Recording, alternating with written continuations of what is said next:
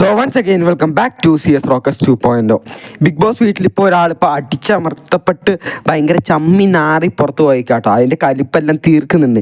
നീ ഇതാരെക്കുറിച്ചാടാ പറയണമെന്ന് നിങ്ങൾക്ക് തോന്നുന്നുണ്ടാവും.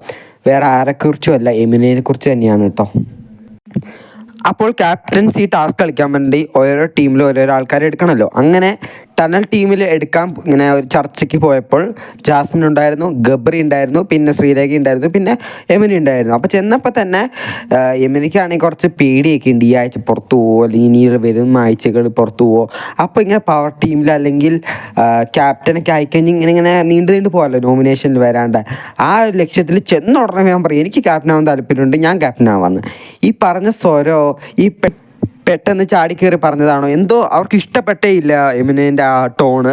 അപ്പം തന്നെ ശ്രീരേഖ പറഞ്ഞു ചേച്ചിക്ക് ക്യാപ്റ്റൻ ആവാനുള്ള യോഗ്യതയൊന്നുമില്ല, ചേച്ചി അങ്ങോട്ട് മാറിയേക്ക്, ചേച്ചിക്കൊന്നും ചെയ്യാൻ പറ്റില്ല എന്നൊക്കെ പറഞ്ഞ് അടിച്ചമർത്തി.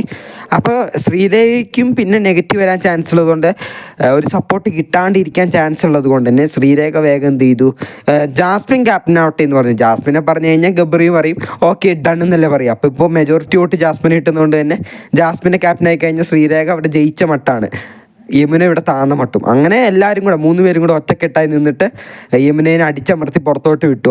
അപ്പോൾ യമുന പറയുന്ന ഒരു ഡയലോഗ് ഉണ്ട്, ഇത്രയും സ്ത്രീവിരോധനായിട്ട് സ്ത്രീകളെക്കുറിച്ചൊക്കെ മോശമായിട്ട് പറയുന്ന ഗബ്രിയൊക്കെ ഈ ക്യാപ്റ്റനൊക്കെ ആയിക്കഴിഞ്ഞാൽ എന്തായിരിക്കും ഈ ബിഗ് ബോസിൻ്റെ അവസ്ഥ, അതുപോലെ തന്നെ പവർ ടീമിലൊക്കെ കയറിക്കഴിഞ്ഞാൽ തീർന്നു, അങ്ങനെ ഇങ്ങനെയൊക്കെ പറഞ്ഞ് പിച്ചും പേയൊക്കെ പറഞ്ഞ് പോകുന്നുണ്ട്.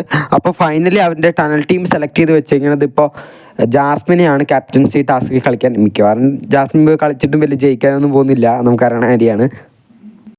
പിന്നെ എമിനയ്ക്കൊരു ആദ്യമൊക്കെ ഉണ്ട് ഈ ആഴ്ച പുറത്തു പോകുമെന്ന്, അല്ലെങ്കിൽ അടുത്ത ആഴ്ച പുറത്തു പോകാണ്ടിരിക്കാനുള്ള പടാപ്പാടാണ് ഇന്ന് എമിന നടന്ന് കഷ്ടപ്പെടുന്നത്. പക്ഷേ വൈകാണ്ട് ഈ ആഴ്ച തന്നെ പുറത്തു പോകാനാണ് കൂടുതൽ ചാൻസ്. വോട്ടിങ്ങിൽ ഏറ്റവും കുറവ് സ്ഥാനം കരസ്ഥമാക്കിയിട്ടുള്ളത് ഇപ്പോൾ എമിനെയാണ് കേട്ടോ. നിങ്ങൾ വോട്ടിംഗ് റിസൾട്ട് കണ്ടിട്ടില്ലെങ്കിൽ ഈ ചാനൽ വിസിറ്റ് ചെയ്ത് നോക്കുക, ഇതിൽ ഞാൻ ഇട്ടിട്ടുണ്ട്. അപ്പോൾ ഇന്ന് രാത്രിയോടെ വോട്ടിംഗ് ക്ലോസ് ചെയ്യുന്നതായിരിക്കും. അപ്പം തന്നെ ഞാൻ ചെന്നൈയിലുള്ള ഷൂട്ടിംഗ് കഴിഞ്ഞ ഉടനെ അപ്പം അപ്ഡേറ്റ് ചെയ്യുന്നതായിരിക്കും ഈ ആഴ്ച ആരാ പുറത്ത് പോകുന്നതെന്ന്. അപ്പോൾ ഈ വീഡിയോനെ കുറിച്ചുള്ള നിങ്ങളുടെ അഭിപ്രായം മറക്കാണ്ട് കമൻറ്റ് ചെയ്യണേ. വീഡിയോ ഇഷ്ടമായ ലൈക്ക് അടിക്കുക കേട്ടോ. Bye, see U.